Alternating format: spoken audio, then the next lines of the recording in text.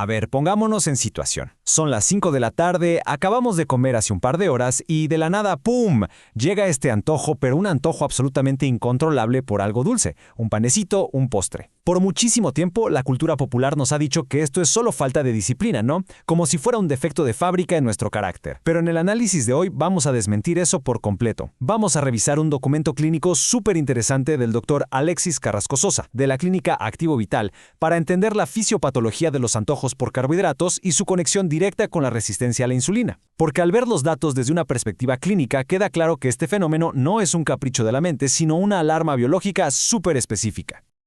Fíjense en la contundencia de esta frase, porque la verdad es un alivio total. Leer en un documento médico que ese antojo incontrolable es una manifestación neuroendocrina directa y no una debilidad psicológica, híjole, nos quita un peso de encima gigantesco. Quienes han luchado contra estos impulsos saben a qué me refiero.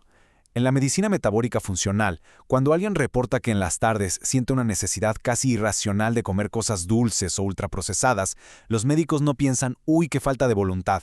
Para nada. Lo que realmente están viendo es una ineficiencia energética que se puede medir a nivel celular. Esta frase cambia el paradigma por completo. Literalmente borra la culpa de la ecuación y pone a la biología en el centro del escenario. Y esto nos ilustra perfecto el núcleo del problema. Por un lado tenemos este mito súper tóxico de la falta de fuerza de voluntad, un cuento obsoleto que solo nos genera estrés, culpa y frustración. Y del otro lado tenemos la realidad clínica, la ineficiencia energética celular. Comprender esta gran diferencia es el primer paso para lograr lo que en este documento se llama soberanía biológica. Seamos sinceros, si tratamos de resolver un problema metabólico solamente echándole ganas o con herramientas psicológicas, el fracaso está 100% garantizado. Pero al entender que nuestro cuerpo está teniendo una falla mecánica al procesar energía, entonces sí podemos aplicar soluciones fisiológicas reales. Entonces, el punto clave es entender qué significa exactamente esta ineficiencia. Y aquí entra un concepto fascinante, el hambre celular. El texto lo describe como una inanición en la abundancia. Pensemos en la ironía de esto. Después de comer, el torrente sanguíneo está inundado, atascado de energía en forma de glucosa. Pero esa energía simplemente no puede entrar a las células. Es el equivalente biológico a estar muriendo de sed flotando en medio del océano. El cuerpo tiene todo el combustible que necesita dando vueltas por ahí, pero los motores están apagados y literalmente muriéndose de hambre. A un nivel microscópico, la mecánica explica exactamente este fallo. La insulina es como la llave que abre la puerta de la célula, y la cerradura principal en el músculo y en la grasa son unos transportadores llamados GLUT4. Cuando hay resistencia a la insulina es como si le hubieran cambiado la chapa a la puerta. Las cerraduras se vuelven sordas y la puerta simplemente no se abre.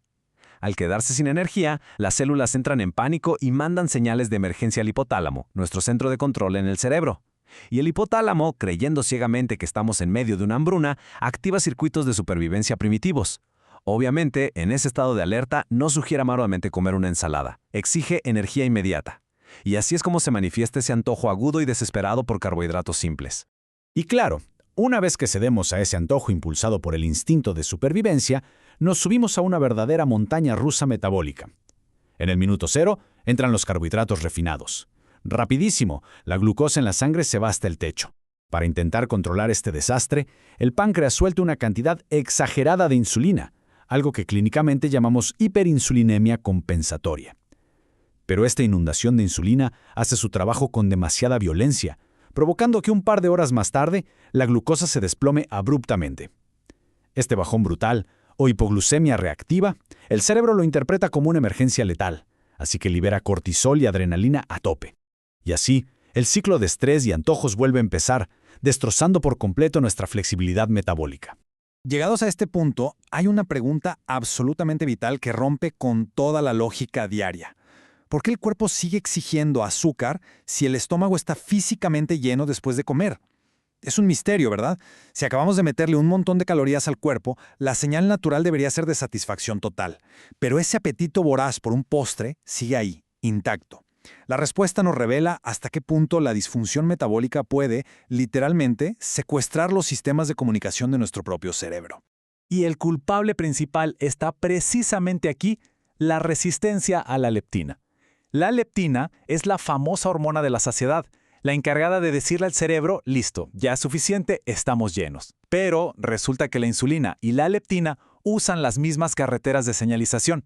Cuando tenemos niveles crónicamente altos de insulina circulando, esa señal de la leptina se bloquea por completo. Para ponerlo súper simple, es como si se nos hubiera roto el medidor de gasolina del coche. El tanque puede estarse desbordando de combustible, pero el tablero sigue marcando vacío. Por eso, un cerebro metabólicamente afectado jamás recibe el mensaje de saciedad y se queda atrapado en una búsqueda constante de alimentos súper palatables. Y ojo, porque esto se pone todavía más complejo, especialmente cuando vemos investigaciones como las del Dr. Robert Lustig sobre cómo nos hackean la mente. Los picos constantes de glucosa y de insulina sobreestimulan de forma masiva los circuitos de recompensa del cerebro, específicamente los dopaminérgicos. A nivel neurobiológico es increíble, pero esto opera de una forma súper similar a ciertas sustancias adictivas. La resistencia a la insulina altera físicamente nuestros receptores de dopamina, los famosos D2. Al tener menos receptores disponibles, cada vez necesitamos cantidades más grandes de azúcar solo para sentir el mismo nivel de alivio que antes lográbamos con un poco. Por todo esto, queremos invitarlos a hacer un test rápido para saber si pudieran tener resistencia a la insulina. Es fundamental. Toma menos de un minuto y es un primer paso indispensable para recuperar la salud metabólica antes de que este secuestro biológico avance más. Ahora, vamos a la acción. Para revertir todo esto, la clave jamás va a ser matarnos de hambre con dietas restrictivas. Se trata de estabilizar las hormonas mediante hackeos metabólicos. Primero, el secuenciamiento nutricional. El simple hecho de comernos la proteína y la fibra antes que los carbohidratos crea una malla protectora en el intestino que aplana muchísimo la curva de glucosa.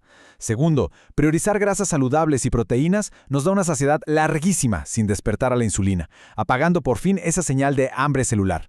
Y tercero, un truco clínico extraordinario. Cuando llegue el antojo agudo, tómense agua con electrolitos como sodio o magnesio. Muchísimas veces, el cerebro confunde la necesidad de minerales con la falta de glucosa. Reponerlos apaga la alarma de inmediato sin reiniciar el ciclo vicioso de la insulina. Para cerrar nuestra revisión de hoy, nos quedamos con esta conclusión clínica que te cambia toda la perspectiva. El antojo es el grito de auxilio de una célula que no puede acceder a su combustible. Intentar suprimir un antojo solo con fuerza de voluntad es como escuchar la alarma de incendios del edificio y en vez de apagar el fuego, taparnos los oídos. Para eliminar el antojo es obligatorio tratar la resistencia a la insulina que hay de fondo. Al restaurar la sensibilidad del cuerpo a la insulina, estos impulsos incontrolables simplemente desaparecen solos, devolviéndonos el control total, lo cual nos deja con una pregunta súper provocativa para reflexionar. ¿Cuántas de esas supuestas debilidades de carácter que la sociedad nos ha hecho creer que tenemos son en realidad tan solo nuestra biología suplicando por una estrategia de combustible diferente?